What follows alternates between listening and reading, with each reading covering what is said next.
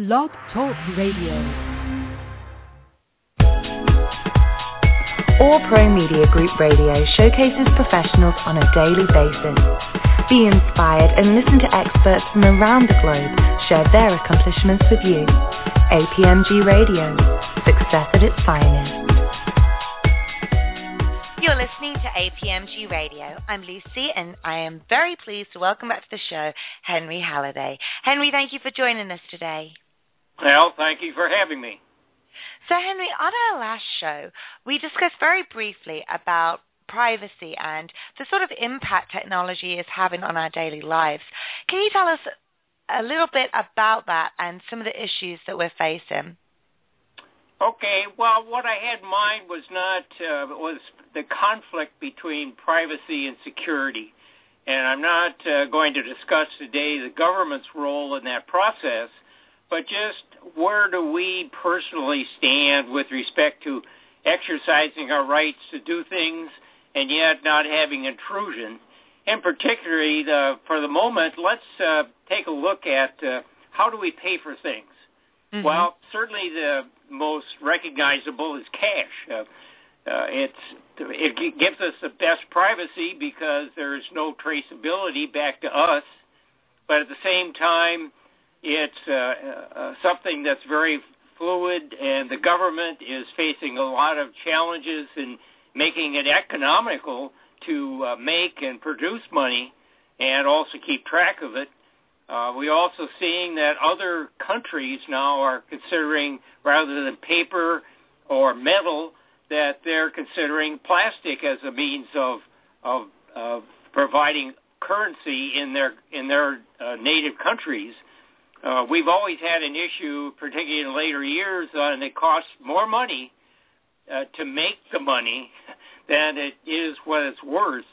Mm-hmm. And so we're going to face that, and that gives us our best privacy and security as long as we carry it and protect it. But again, it's a matter of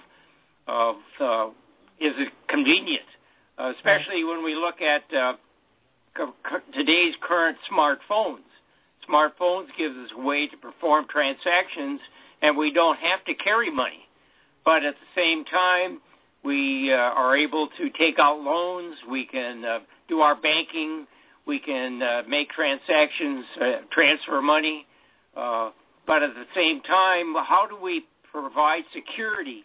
People are now looking at having fingerprints as being part of our phone. There's also voice prints.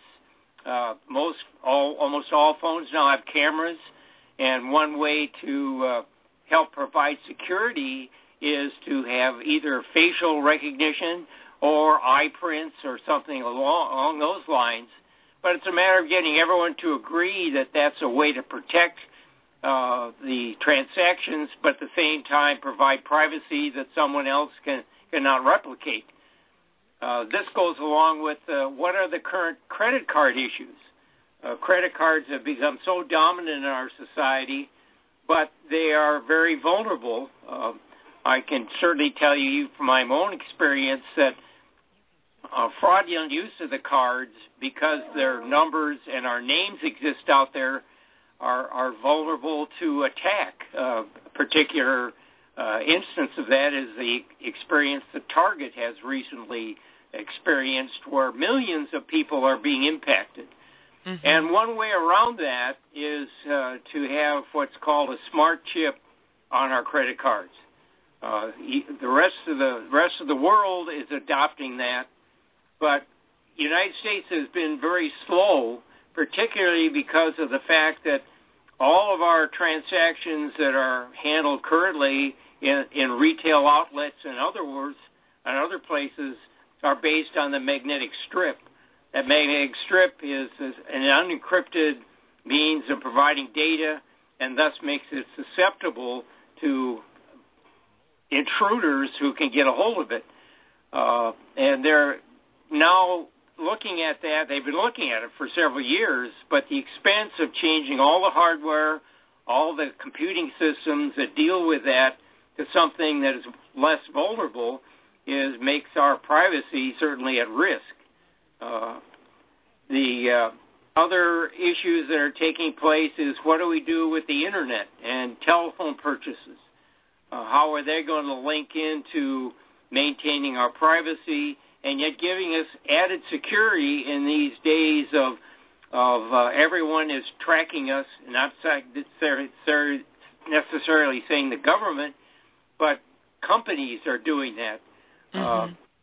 This is something that is going to continue to be a challenge in the days that are upcoming. There's also another volatile monetary issue that's taking place, and that has to do with what they call bitcoins. This is totally a software-driven currency that is now starting to impact the market, primarily in those areas that have to do with gambling. I'd say, why do I say that? Well, Las Vegas. They're always looking for new ways to encourage people to participate in their ventures, and Bitcoin seems to be one way to do that. It's a gamble of trying to solve puzzles to get money, and those money are in Bitcoins. I think right now, hopefully it doesn't take off because it looks like it's too risky, unlike our dollar, which depends on exchanges with countries and agreeing on a value. The value of the Bitcoin fluctuates very drastically. It's even worse than buying stocks or bonds. But these things have to do with our transactions that we're doing on a day-to-day basis. But it also has to do with how do we shop. When we have many ways of buying things, part of it is, well, if you just go out to a local store, you have issues that are now taking place that have to do with security, at the same time intrusion into our privacy. Stores are now doing point of purchase video surveillance and monitoring our cell phones to say, okay, this person wants to buy these sort of things. We'll keep track of that, and we'll help them make decisions as they go along. At the same time, though, that says that they're tracking us from a commercial standpoint, not government, but just commercial. Mm-hmm. And so this gives us a question of how much do I want them to know what I'm buying? The other is the Internet itself, where we buy through companies like Amazon, and now all the major stores also have websites where you can make your purchases. And I think we have to realize that every time we make one of these purchases, it's telling the manufacturer or the distributors what it is we're doing with our money.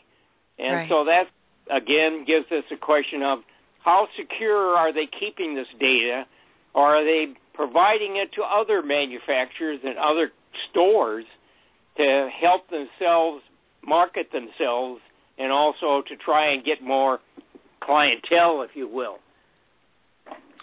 It can be pretty scary when you look at it because, I mean, we're in this world where everything is so convenient now. And you had mentioned, a lot of us are using plastic or we're purchasing on the Internet and our information's there.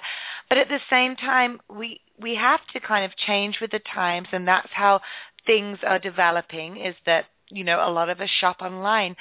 So what do you think, Henry, is the way forward? How can we use technology and take advantage of all of the benefits, but at the same time protect ourselves?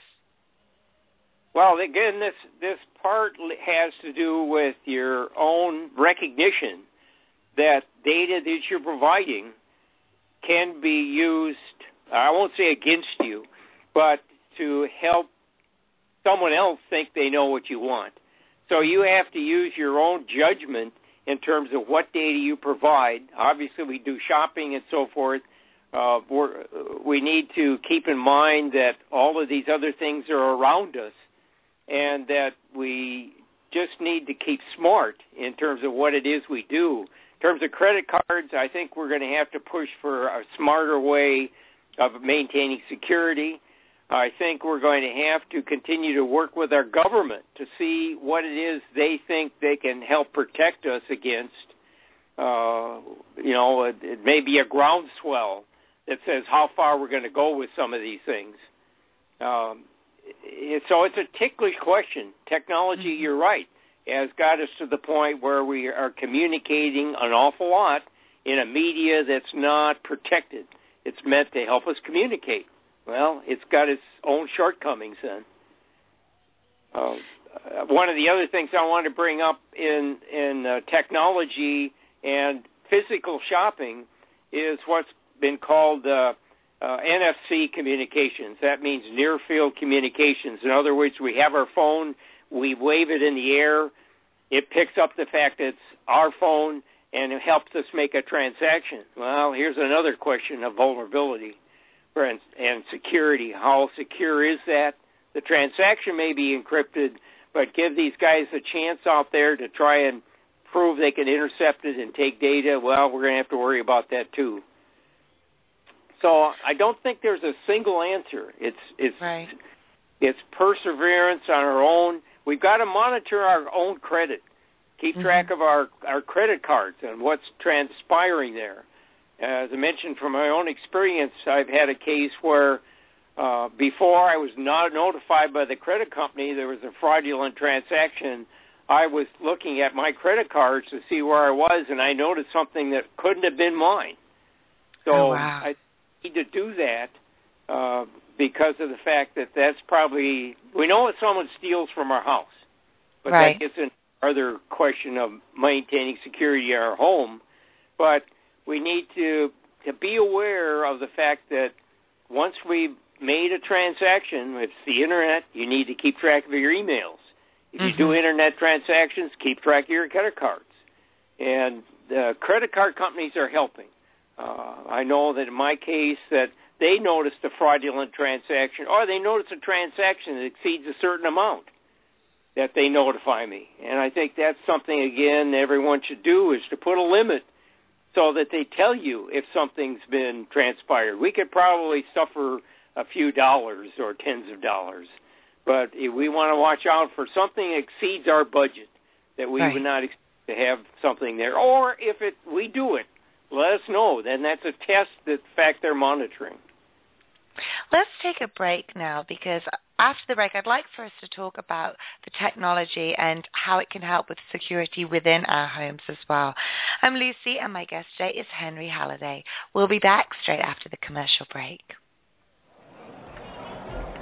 Hey, Kate, how's things with the new business? Oh, hey, John.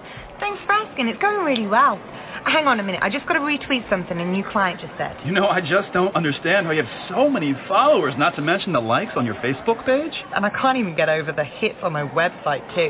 You know, everything's going great, but I'll tell you something, John. I'm not doing it alone. You want to know the answer? Of course I do. I want a successful business like yours. All Pro Media Group. Huh? It's a full-service marketing and PR company that assists businesses of all sizes. Basically, what they do is transform your business into a brand through their marketing and network connections. John, imagine having a personal campaign designed just for you and then being able to reach hundreds of thousands of potential clients and business professionals worldwide. Just go to allpromediagroup.com for more information, and you could be reaching the next level of success too. Kate, you're the best. No, I'm not. All Pro Media Group is. ATS Computers. They're a full-service technology company open since 1994, servicing commercial and residential clients. They strive on their reputation with the community. Their website is www.atscomptech.com, and their number is 631-474-4674. Where can you buy unique and beautiful gifts that will be remembered forever? What can you buy the friend who has everything? Well, it's simple, and it's only a click away. Just go to rageandeden.co.uk for a selection of worldwide Gothic and fantasy art from world-leading artists. Choose from the exquisite figurines, chic jewelry, amazing prints, or even one of the trendy t-shirts that are bound to make a statement wherever you go, even if it is just to the local supermarket. Visit rageandeden.co.uk. Every garden has a corner in the shade. 855-451-MOVE.com. Their name is their number, 855-451-MOVE. They are a full-service local and long-distance moving company based out of Suffolk County, New York. Their number is their name. They hold an A+ with the BBB and have been open for over 5 years. Their website is www.855-451-MOVE.com. You're listening to APMG Radio with my special guest, Henry Halliday.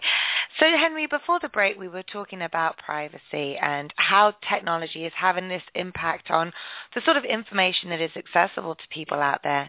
Now, I want to move within our homes and how to use technology to help with security. And I know you've got some experience in this field, so tell us a little bit about what you've done in your own home. Okay. Thanks, Lucy. What's happening in our homes is that we now have an ability to provide us safety and security both when we're in the home itself and also when we're outside the home. I think that there's two aspects here. One is from a burglary or fire or other kinds of alarming that we may want to have. The other has to do with personal safety. Both are important and have ways of being implemented that everyone should give some thought to, not only from a flexibility standpoint, but from a dollar standpoint. The new and the old ways of doing things are, one, a special security system that you buy through specialized vendors. The other is a monitoring system with security, taking advantage of new Internet connectivity. Even when you do that, there's a question of, do you want to pay a vendor to come in and do the installation, or do you want to do it yourself and participate a little bit more directly in the technology that's involved with both of those? These are things that one should keep in mind. And it's changing with respect to what it costs, what's available. I think one of the important things that is affecting the senior population, which I include myself, is do I want to have a separate system in case I have an accident, a fall, or something else? And there's two ways to do that I see right now. One is to have a system which talks to your local Wi-Fi. That's the wireless technology that's taking place in the home and businesses that we connect to, but that you must be close within 20 or 30 feet of that connectivity for it to be effective, or two, just a specialized cell phone that all you use is for emergencies. There is a cost in either case. One is that connection to a service, but I think that each person has to give some thought to how effective is that. I've decided that I can get by with a $20 a month charge just in case that I need some help from someone and my children aren't close or someone else. And whether I'm outside or inside, I want to have that connectivity. But again, it's something that personally everyone's got to look into. And that part of that has to do then with the sensors that people have within their house. We've all been warned about having fire alarms, smoke alarms, carbon dioxide alarms. And these can be either something that we get our own internal warning, or the two can be linked in with a system outside the home, either through our smartphones or other connectivity, so that we know what's happening. Sometimes we can have a water break, we can have smoke that we're not home to see, or carbon monoxide has also become an important parameter, especially we have animals that can't take care of themselves. We want to know what's happening to those. So these are kind of connections that you can now assess on how much do you want to afford.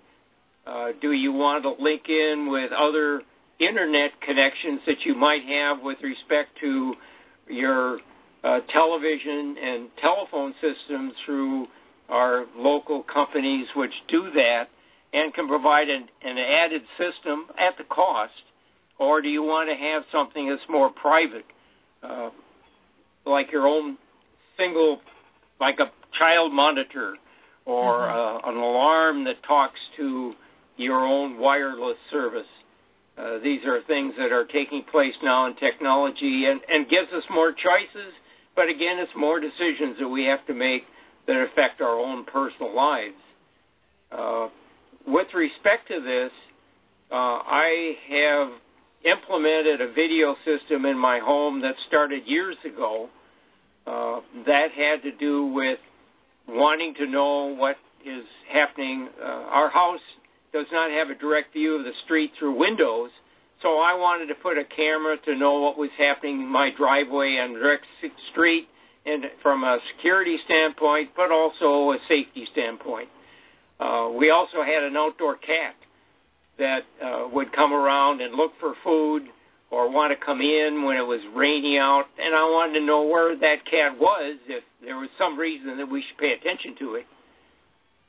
I initially thought that using digital video recording, the DVR, with cameras was a good way to go, and this was before we really had strong internet connectivity to the rest of the world, and particularly our implementation of smartphones, which can connect to our home. I implemented a couple of DVRs, each with 4 cameras, partially to divide my home into what was in front and what was in back. And these could be also, I didn't want them too far away from the cameras because the cabling that had to be strung was something that's important. You'd say, well, why didn't you use wireless cameras? Well, that brings another point. I tried wireless cameras, but when you have a number of the same camera working with the same vendor that are too close to each other, you have potential interference. And what happens is that one camera may drop out, and the only way to get it back on is to reconnect it to the wired system. That's not true with a DVR, but they're all hardwired anyway. There's more wireless now, but one has to be careful if you have a number of cameras on whether or not they can keep track, and you want it there all the time. You don't want to be out away from your home, and all of a sudden it's down because it interfered with what another wireless camera is doing. So it's a trade there. But for individuals who just want 1 or 2 wireless cameras in different parts of their home, that's good. But it also says that those wireless cameras must not be interfered with walls and other electronics, which may be in the close proximity. And so maybe some more testing that you have to worry about when you do go wireless. But anyway, after I had taken these DVRs, and I went through at least a couple technology implementations, and after I got better internet in my home, I was able to expand those 4 cameras per region to 8 on each side. So that gave me 16 cameras, which gave me a pretty good view of what was taking outside my home. And it certainly in this case was well beyond that which the local companies wanted to have, because it gets more dependent on you're having a good internal communication, both wireless-wise and wired in your own home. And so I said, well, this is going all well and good, but what if someone gets past one camera and gets inside? Well, then it said I better have some cameras inside that are keeping track of what's taking place. And the advantage of the cameras now with the new Internet protocol is that you can set up regions for alarming. So it doesn't have to be a global system. It can be set up for particular areas of the home, especially if you have pets. One of the issues that's always been with alarms from a typical alarm system that focus on motion is that they may be set off by pets or birds or cats or wherever else that you don't want to. Well, the newer technology allows us to do spot zoning, so that if a person walks through, you can know that that person is going to be a certain height, and it's unlikely they're going to try and crawl down your hall. So you can set up various conditions, And the other advantage is rather than have an alarm that automatically calls the police, is you can set these up now so that they talk to the Internet. And once they do that, that means that applications on your smartphone or iPad or things that connect to the Internet gives you availability to watch what's happening in your home when you're not there.